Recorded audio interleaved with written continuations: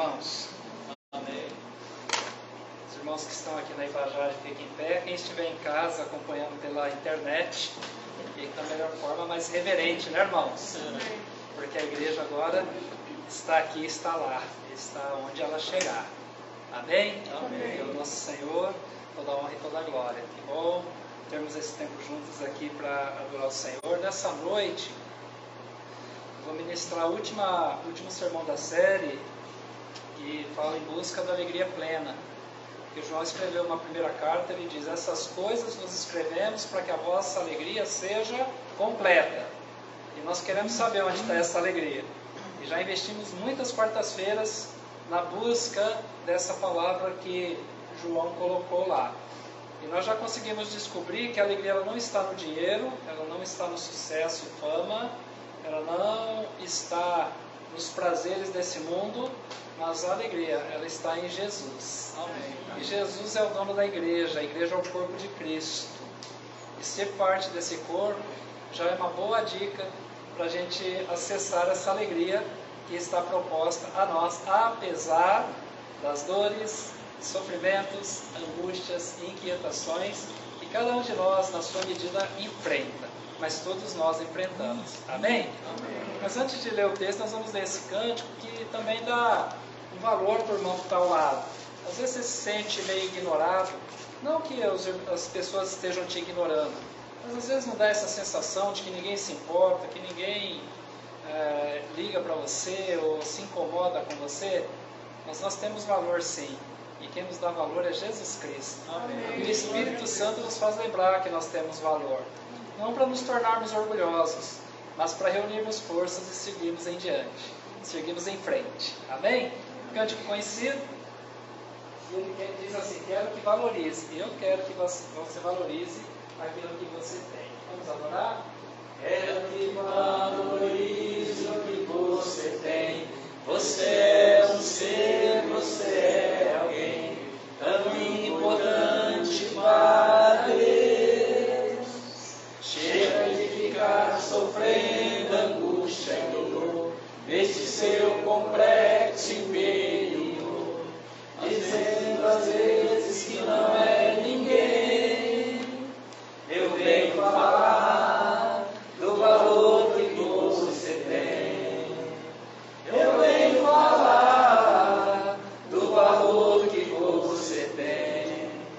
Ele está em você, o Espírito Santo se move em você, até com gemidos inexprimíveis, inexprimíveis.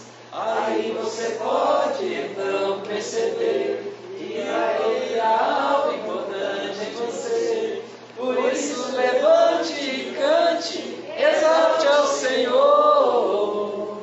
Você tem um valor, o Espírito Santo se move em você. Você tem um valor, o Espírito Santo se move em você. Você tem um valor, eu creio. Amém. Faz nos lembrar, Senhor Jesus, do valor que o Senhor nos deu, o preço do teu sangue. Tira de nós, ó Senhor, toda a sensação de que estamos esquecidos pelo Senhor, porque o Senhor sabe onde estamos e o que estamos passando. Nesta noite, Deus, nós queremos ler a Tua Palavra e que ela faça sentido para nós, que possamos ter a compreensão do que ela trata conosco, como ela nos ajuda a entender a Tua vontade. Abençoa-nos aqui, abençoa aqueles que nos acompanham pela internet. Nós oramos em o nome de Jesus. Amém. Glória a Deus. Os irmãos podem se assentar. Abra sua Bíblia em 3 João. Se você abrir de trás para frente, você chega mais rápido, porque é perto de Apocalipse. Funciona. Vem de trás para frente, ó, 3 João. Bem no finalzinho da Bíblia. Oh, glória a Deus. Já veio preparado, né, irmã Creuza? Olha aí. Já estava marcado o texto ali. Glória a Deus. Terceira carta de João. Um único capítulo. Esse é um daqueles textos que a gente fala, hoje lá na igreja foi um livro inteiro, né? E E é contado como um livro essa carta de João. Terceira carta de João. Amém, irmãos? Amém. Glória a Deus. Olha a boa palavra de Deus, o que nos diz. O presbítero, o amado Gaio, a quem amo por causa da verdade. Amado. Acharam, irmãos? Acharam? Glória a Deus. Irmão Genô, achou? Ainda não. Perde Apocalipse, meu irmão. Ajuda ele aí, Letícia Leite. A visão do irmão. A irmã vai te dar um socorro aí, ó. Precisamos caminhar juntos, né, irmão? No mesmo texto e juntos. Senão a gente não chega onde deseja. Amém agora. 3 João, a palavra do Senhor diz assim: o presbítero, o amado Gaio, a quem amo por causa da verdade. Amado, desejo que sejas bem-sucedido em todas as coisas e que tenhas saúde, assim como a tua alma vai bem. Pois alegrei-me muito quando os irmãos vieram em teu favor, testemunharam de como andas na verdade. Não tenho maior alegria do que esta, ouvir que os meus filhos andam na verdade. Amado, tu procedes com fidelidade em tudo o que fazes para os irmãos, principalmente os que te são estranhos, os quais testemunharam do teu amor diante da igreja. Tu farás bem se os encaminhares na sua viagem de modo digno de Deus, pois foi por causa do nome que saíram, sem aceitar nada dos gentios. Portanto, devemos acolher os que forem como eles, para que sejamos cooperadores da verdade. Escrevi à igreja, mas Diótrefes, que gosta de ser o líder entre eles, não nos recebe. Por isso, se eu vos visitar, trarei à memória as coisas que ele faz, proferindo palavras insensatas e maldosas contra nós. Como se isso não fosse o bastante, ele não recebe os irmãos, como também proíbe de fazê-lo os que querem recebê-los e ainda os exclui da igreja. Verso 11. Amado, não imites o mal, mas sim o bem. Quem faz o bem é de Deus, mas quem faz o mal não viu a Deus. Mas quanto a Demétrio, todos dão testemunho dele, até a própria verdade. Nós também damos testemunho, e sabes que o nosso testemunho é verdadeiro. Eu tinha muitas coisas para te dizer, mas não quero fazer isso com tinta e pena. Espero, porém, ver-te em breve e falaremos face a face. Paz seja contigo. Os amigos te cumprimentam. Cumprimenta os amigos daí, um a um. Glória a Deus por essa boa e preciosa palavra de João. Que o Espírito Santo ministre ela aos nossos corações. Amém? Quero lembrar-lhes que o contexto em que João escreve as cartas, principalmente essas últimas e também o livro de Apocalipse, é um tempo muito difícil para os cristãos. Muita perseguição, muita morte, muita intolerância religiosa. O povo hoje reclama de intolerância religiosa, de coisas bem, vamos admitir, às vezes suaves. Se você expressa uma palavra de verdade e é um pouco mais contundente, eles podem chamar isso de intolerância religiosa. Perto do que passaram os nossos irmãos há 2000 anos atrás, isso não é nada. Como diria na gíria popular, bem antiga, né? Não atual, isso aí é mamão com açúcar. Porque o que nós temos enfrentado são questões de palavras, apenas alguns enunciados. E já é o bastante para muitas pessoas se sentirem feridas. Mas os cristãos, no contexto de João, eles eram humilhados publicamente, eles sofriam ataques, mentiras eram lançadas contra eles. Olha, os irmãos, se os irmãos se aprofundarem na história, os irmãos vão ficar realmente estarrecidos de ver as coisas que eles falaram e inventaram dos nossos irmãos, principalmente no primeiro século. Nós não nos tratamos com essa chamada de irmãos. Somos irmão. Pois é. Os cristãos sofriam a acusação de cometer incesto. Incesto é relação sexual de pessoas da mesma família. Dizendo que eles são irmãos e dormem juntos. mas era marido e mulher. Mas isso o mundo fazia. Os cristãos, eles eram acusados de canibalismo. Domingo nós tivemos a ceia do Senhor. E o pão representava o quê? O corpo de Cristo. E o suco de uva, o sangue de Cristo. E por causa da celebração da ceia, que se passou desde o começo, né, da igreja, a gente vê isso na palavra do apóstolo Paulo, um memorial da igreja, um momento em que a igreja relembra a obra de Cristo. Os nossos irmãos, eles eram fustigados porque eram acusados de canibalismo. Estão comendo o corpo e bebendo o sangue de uma pessoa. E por aí vai. Isso era parte apenas de palavras que eram lançadas contra os cristãos. Sem contar os açoites, as prisões, a indiferença, né? Coisa que ainda em alguns países, mundo afora, onde a hostilidade é maior aos cristãos, ainda, infelizmente, acontece. Graças a Deus, na nossa nação, não com muita veemência. Se acontece, é muito bem feito, porque nós não temos notícia de coisa desse nível. Todavia, o que eu quero vos lembrar é o seguinte: num contexto de tamanha dor e sofrimento, é que João escreve a nós, lógico, aos cristãos daquele tempo, mas que nos alcança, sobre essa alegria. Se nós parássemos para pensar circunstancialmente, nós diríamos: esse João, ele é maluco, ele é louco. Não pode ser uma pessoa sensata falar de alegria quando se vê a dor, ameaças de morte para os cristãos, não há um momento de sossego. Como ele pode escrever sobre alegria? Porque a nossa alegria, ela não está no mundo exterior, embora nós sejamos afetados, e isso é importante a gente entender, né? Tudo que está à nossa volta pode cooperar para a nossa alegria ou para a nossa tristeza. Mas se nós tivermos um time, um tempo de reflexão, e encontrarmos essa alegria dentro de nós e expressarmos ela de dentro para fora, nós vamos atravessar os momentos angustiantes, os momentos dolorosos da vida, com mais tranquilidade. E a propósito, não é isso que precisamos para um dia como esse, para um tempo como esse, para um tempo do fim? Uma caminhada mais suave, à vista de tantas dificuldades que nós temos que enfrentar, cada um no seu limite, cada um na sua força, cada um na sua capacidade, mas todos nós tendo que enfrentar algo que nos desafia, que rouba de nós aquela satisfação pela vida. Pois é, e nós então devemos olhar para o texto bíblico.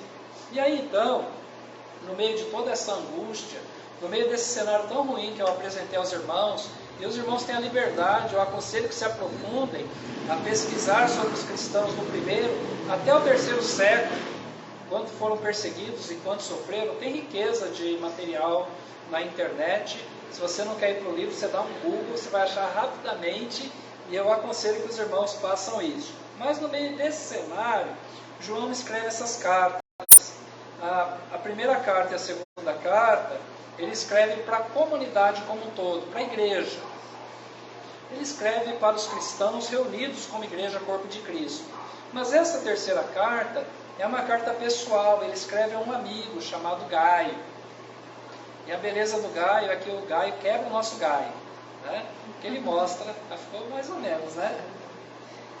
Foi o que deu para arranjar, para trazer um pouco de suavidade aos irmãos aqui nessa noite. Porque quando a gente vê como está difícil pessoas de bom caráter, comprometidos com a obra de Cristo, nós vamos encontrar uma pessoa como essa, que é citada por João, em que ele faz uma referência muito honrosa. Ele traz aqui uma palavra muito boa de saudação. Olha só os versos 1 e 2. Olha que abordagem magnífica. Nós bem poderíamos fazer essa abordagem em nossos textos, na internet, em cartas que talvez tenhamos que mandar para alguém. Olha só que coisa magnífica. O verso 1, o presbítero ao amado Gaio, a quem amo por causa da verdade.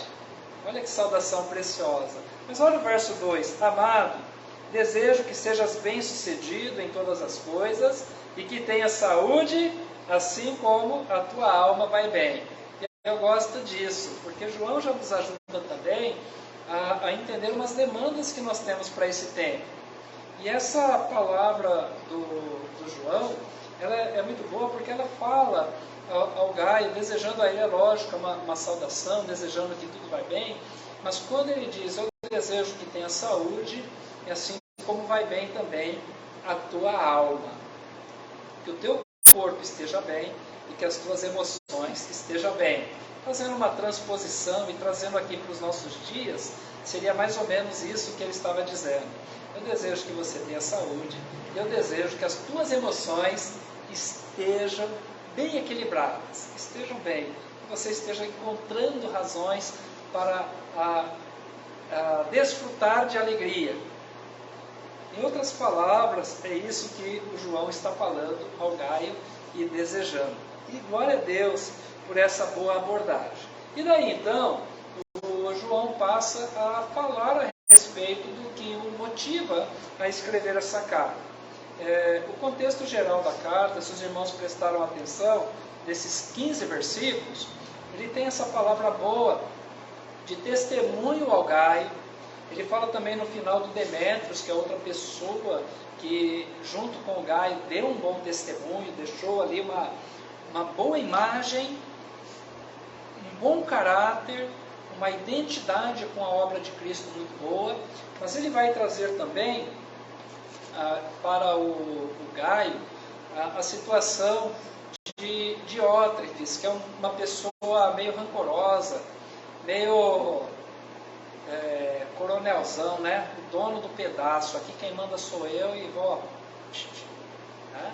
Os irmãos viram também que ele falou que o Gaio, ele é um bom acolhedor, ele recebe bem as pessoas. E fala de alguns que saíram e deixaram onde estavam e não aceitaram de pessoas não crentes nenhuma oferta para seguir o caminho. Ele diz assim, olha, eles não receberam doações dos gentios e preferiram viver na dependência do Senhor por meio da igreja, corpo de Cristo. O que é muito relevante naqueles dias. Só que esses que eram os pregadores que andavam de um lado para o outro, que representaria assim um grupo de missionários, pessoas que deixaram seus afazeres, a sua profissão para se dedicar à obra da igreja e que precisavam dos donativos, precisavam do acolhimento, de ser recebido. E eles iam mundo afora, eles se apresentavam aos cristãos. E nessa comunidade em que o Gaio estava, Diótrefes, ele era uma pessoa maligna, e ele diz aqui que ele gosta de exercer a primazia. Alguns textos estão dizendo assim, Diótrefes que gosta de exercer a primazia. O meu texto diz, Diótrefes que gosta de ser o líder dentre eles. Ele gosta de ser o coronel da turma.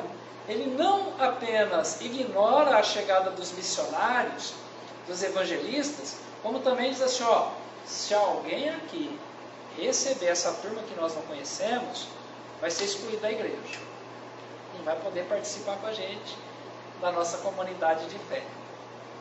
E João, ele denuncia esse mau costume dessa pessoa, esse mau comportamento. Mas a respeito do Gaio e também do Demétrios, que vai aparecer mais para o final, ele traz uma palavra muito boa. E eu quero partir aqui com os irmãos, dos versos 3 a 7, o testemunho a respeito de Gaio. E como que isso, meus amados irmãos, o bom testemunho, como isso pode gerar para nós também satisfação no reino de Deus. Satisfação com a vida, satisfação em ser do Senhor e Salvador Jesus. E eu alistei aqui 3 qualidades que João apresenta do Gaio e que seria bom a gente dar um mergulho mais fundo e nos deter um pouco a respeito disso. Aqui nos versos 3 a 7, mais especificamente aqui no verso 5, ele diz assim, ó, amado, tu procedes com fidelidade em tudo o que faz para os irmãos, principalmente os que te são estranhos. Esses estranhos, ele quer dizer, aqueles a quem você não conhece, mas ele fala dessa questão da fidelidade. Que coisa boa é o ato de ser fiel. Né? Nós gostamos nesse tempo de ver alguns adesivos nos carros. Hoje já não está muito em voga, mas um tempo atrás o pessoal gostava de pôr: Deus é fiel. E aí, ao longo dos tempos, algumas pessoas acrescentaram mais a esse texto, né? Deus é fiel. E aí depois colocavam assim: e você? Que provocação grande, né? Deus é fiel e nós também devemos ser fiel ao Senhor, ao chamado. E João, ele vê na vida de Gaio o ato da fidelidade. E o ato da fidelidade realmente, meus amados irmãos, é o nosso cartão de visita. Você não precisa fazer nenhuma publicação, você não precisa fazer nenhuma publicidade, você não precisa investir energia para tentar mostrar a tua fidelidade, porque isso simplesmente vai mostrar por si mesmo. No teu engajamento com a obra, com o reino de Deus, com as coisas de Deus, levando Deus a sério, tanto na igreja quanto na família, no caminho, na sua vida social, em todos os lugares, mostrando a tua fidelidade com Deus. E quando eu falo de fidelidade, eu não tenho como fugir de um texto de Jeremias, capítulo 35. No outro dia eu até citei, falei, capítulo 32 do Jeremias. Não, no capítulo 35 do profeta Jeremias, ele fala a respeito de uma experiência que o profeta teve com um grupo chamado de Recabitas. Os filhos de Jonadab. Jonadab era filho de Recabe, e era uma geração já bem à frente, adiantada, que recebeu a ordem de não beber vinho, de não ter moradia fixa, morar em tendas e andar pelo mundo afora. Né? E Deus fala assim para Jeremias: pega essa turma aí, os descendentes de Jonadab, leva lá para o templo, leva eles para uma sala e dá vinho para eles beberem.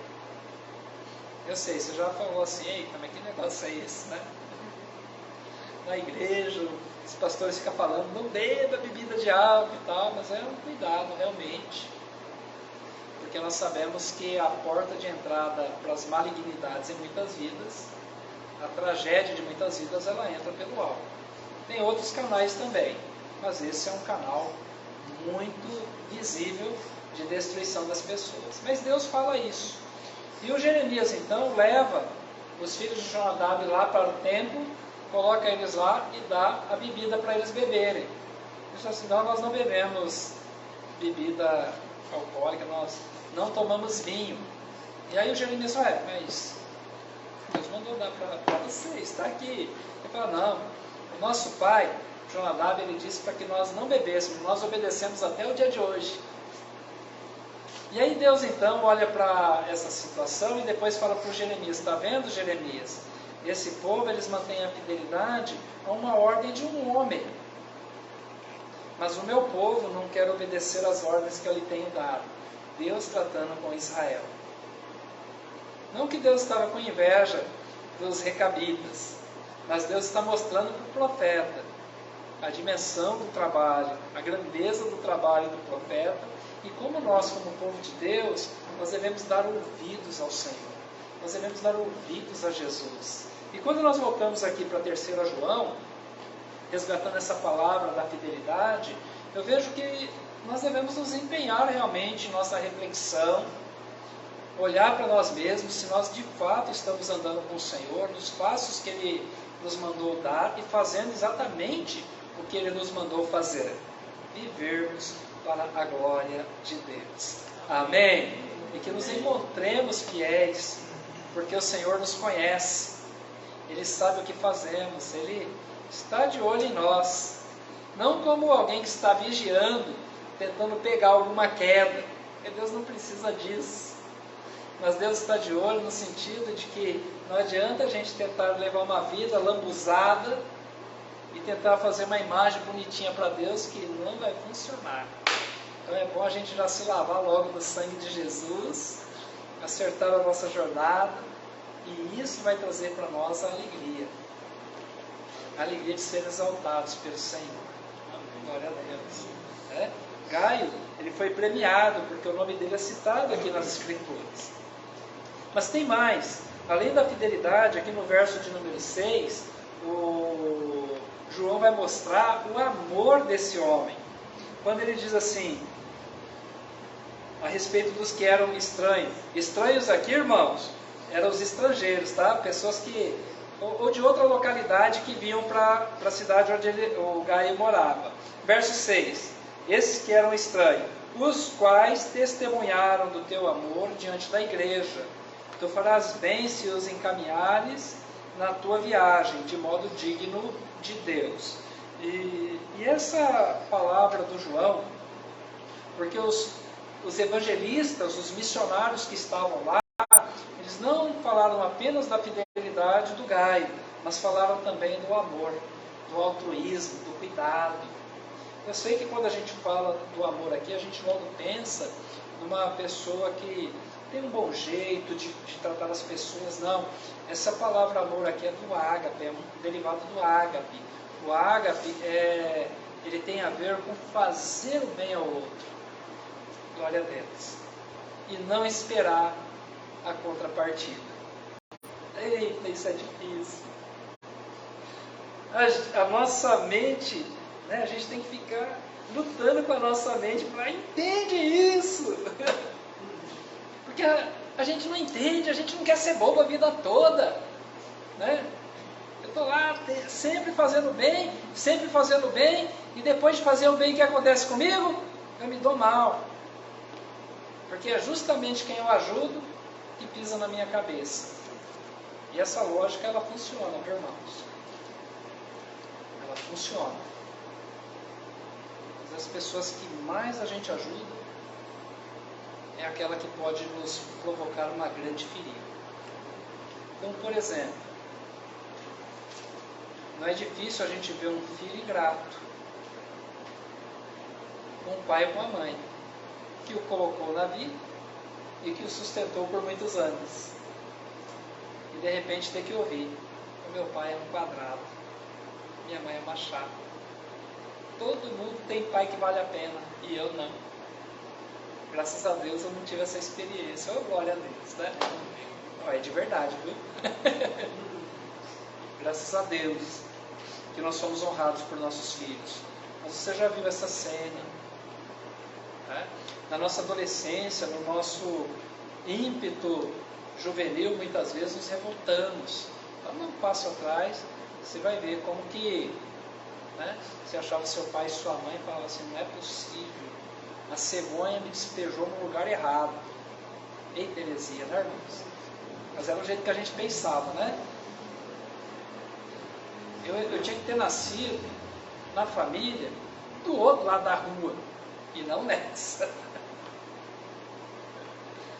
Não é verdade? E como fere o coração de um pai e de uma mãe, e muitos não entendendo a dinâmica da coisa, vai logo dizendo: é isso que eu recebo por tantos bens que eu promovi. Mas a gente, antigamente, a gente respeitava os pais, os avós, tios, era aquela maior respeito. Sim. Né? Hoje em dia é você para lá, é você para cá. Senhor e senhora sumiu, né? Sumiu. E já acha que tem o direito de chamar de você, né, irmã Creuza? É. Mas eu estou trazendo isso para os irmãos para ver o seguinte: se porventura acontecer na tua jornada, o amor de que é retratado aqui é o seguinte: mesmo que eu, tendo feito bem, não receba uma palavra de gratidão, reconhecimento ou qualquer coisa, está tudo resolvido. Porque foi isso que Jesus fez por nós. É lógico, né? Isso que eu trouxe aqui foi um exemplo extremo. Não tem como um pai e uma mãe não se sentir machucado, ferido, por um ato de ingratidão. Porque um determinado pastor ilustrou isso muito bem, dizendo assim: mordida de lobo não dói tanto quanto mordida de ovelha. O lobo tem garras vorazes e pode rasgar a carne. A ovelha não tem tanta uma mordidura tão forte, tão agressiva. É um animal menor. Mas o que dói mesmo é a mordida de ovelha. Porque do lobo a gente já espera o mal, mas de uma ovelha, jamais. Olha que coisa tremenda, né? Mas é bom a gente entender isso. Bem, Posto aqui para o Gaio, os missionários que chegavam lá falaram, não é possível, aquele homem é uma pessoa realmente extraordinária. A forma honrosa como nos recebeu, o amor com que ele nos tratou ali, nos tratou com honra. Então veja que na mesma localidade, nós vamos encontrar esse outro aqui, que é o Diótrefes, que queria ser o dono de tudo, e que hostilizava até aqueles que queriam ajudar os que estavam pregando o nome do Senhor. Mas realmente, o amor altruísta, o amor ágape, esse amor que é mais do que sentimento que faz, ele traz para nós o caminho da alegria. E isso estava na vida do Gaio. E por último, essa questão do acolhimento. O Gaio, ele era um bom hospitaleiro, recebia bem. Isso é algo que a gente tem que aprender para a nossa vida, né? E Deus vai mandar pessoas para a nossa vida, e nós temos que receber bem essas pessoas. Às vezes a gente fala de receber as pessoas, o irmão fala assim, o pastor tem que pôr alguém na porta da igreja. É certo. Aqui na igreja a gente tem que realmente acolher bem, porque se a gente não der bola, não volta nunca mais, né? Se o Paulo tivesse vindo aqui e tivéssemos ignorado, né, Paulo? Você vai num lugar que você não é visto, né? Nós precisamos acolher bem. Mas fora daqui, nossa jornada, mesmo não estando na igreja, Deus vai mandando pessoas diante de nós, e nós precisamos acolhê-las. Agora, quando foi enviado de Satanás, o irmão já manda de volta, né? Já vai despedindo logo, vai mandando embora. Porque o nosso negócio é com ele e com quem Deus quer trabalhar. Então, às vezes o diabo também ele coloca pessoas para embaraçar o nosso ambiente, para a gente não chegar àqueles a quem nós devemos atingir e alcançar com o Evangelho do Reino de Deus. Uns anos atrás, nós fomos numa viagem missionária no interior do Rio Grande do Norte. E o missionário deu um treinamento para nós, e ele falou uma palavra muito boa, porque nós íamos passar uma semana, um pouco mais, em determinada cidade, e ele falou assim, olha, vocês vão sair, vão oferecer o estudo do Evangelho de João, e vão encontrar pelo caminho pessoas e pessoas. Então busca do Espírito Santo discernimento onde é que você tem que ficar. Porque pode ser que você encontre pessoas que vão dar muita atenção para você, ele vai te elogiar muito, vai dizer, vocês que vêm de São Paulo, são pessoas tão boas, deixaram tudo lá para vir cuidar da gente aqui, que bom, né? E vai encher de firula, vai, né, massagear o ego, vai ficar muito interessante, mas ele falou, mas cuidado, pode ser artimanha de Satanás, porque bem pode ser que essa pessoa não queira nada com o Evangelho e com aquilo que você está apresentando, e vai te impedir de chegar na vida do outro. E realmente Deus quer que você esteja lá. E aí nós precisamos, é lógico, do discernimento do Espírito Santo. Amém? Amém. Bom, isso aqui foi uma saída um pouco fora, mas voltando aqui, o João, ele retrata então que encontra em Gaio esse espírito acolhedor. E quanto a gente precisa desenvolver isso? Acolher as pessoas que Deus envia para nós. No teu trabalho, se você aconselha, na tua vizinhança, um parente que busca uma palavra. Olha quantas oportunidades a gente vai encontrando para nos identificar com Gaio no sentido do acolhimento. Por onde nós passamos, da forma como nós caminhamos, por onde nós passarmos, nós vamos acolhendo as pessoas. Glória a Deus. Bem, eu termino por aqui. É lógico, o João ele termina o texto, né? Falando um pouco mais ríspido aqui na situação do Diótrefes. Ele termina falando do Demétrio, que também dá um testemunho de ser um servo do Senhor, e ele deixa a palavra de cumprimento a todos os cristãos.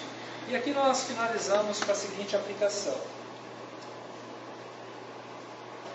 Guarda isso aqui, ó. O que é a vida cristã? A vida cristã, ela não consiste num sistema de normas rígidas e pesadas.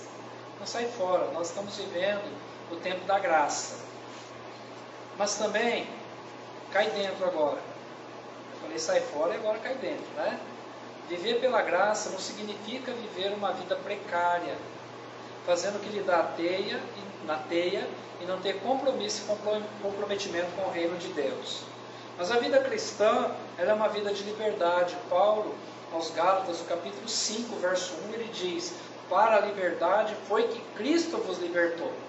Portanto, não voltem para um jugo de escravidão. Então isso aqui é a vida cristã. Não é um sistema de normas rígidas e pesadas. Ela deve ser construída na preciosa graça do nosso Salvador Jesus. Em nossa jornada, em nossa peregrinação pela vida, nós devemos nos identificar com Jesus Cristo em primeiro lugar, mas nós devemos também nos aproximar de personagens como Gaio. Essa pessoa vista por João num tempo difícil e sendo um cristão relevante para aquele tempo. E Gaio se encontra um cristão fiel, amoroso e acolhedor. Olha, fiel, amoroso e acolhedor. Olha que trio magnífico para a gente ter na nossa vida. E nós podemos isso, acredite. Sabe por que nós podemos? Porque mesmo sem pedir, o mundo clama e sofre pela ausência desses elementos. Eles não vão encontrar em outro lugar que não seja na igreja de Jesus Cristo. Não adianta você esperar um mundo melhor, pessoas melhores, se elas não se dobrarem a Jesus Cristo, o nosso Salvador. O mundo clama e sofre pela ausência desses elementos: fidelidade, amor e acolhimento. E somente nós podemos apresentar e desenvolver com plenitude. Agora, isso aqui não dá para nós o caminho da alegria, meus irmãos. Não é isso aqui que vai abrir o sorriso na nossa face e a nossa alma vai ficar jubilosa? Por certo, sim. Bem, eu espero que você tenha encontrado o caminho da alegria plena e tenha entendido nessa jornada que não é a ausência das dificuldades, mas é uma superação delas, é um prevalecer no mundo pela graça do nosso Salvador. Amém. Amém. Glória a Deus. Deus te abençoe. Vamos orar mais uma vez. Querido Deus e Pai, te louvamos por esta noite. Faz obra no nosso coração. Faz-nos cristãos melhores. Como esse Gaio. Que pessoa extraordinária. Ler sobre ele nos anima, nos encoraja, nos desafia. E nós queremos esses elementos, Senhor. Nós queremos ser fiéis ao Senhor. Sempre nos mostra o caminho por onde o Senhor nos deseja, na palavra, como o Senhor deseja o nosso comportamento, em tudo. Cristãos amorosos, acolhedores, faz isso conosco, aqui na Ibajade, e uns com os outros, e com pessoas a quem nós não conhecemos ainda, que viremos certamente a conhecer, que possamos aplicar esses princípios em nome de Jesus. Amém. Glória a Deus. Deus abençoe os irmãos. Nós vamos finalizar a transmissão do culto. Nós vamos continuar aqui e vamos cantar um hino de adoração ao Senhor. Os irmãos queiram ficar de pé, enquanto isso eu vou projetar o cântico aqui.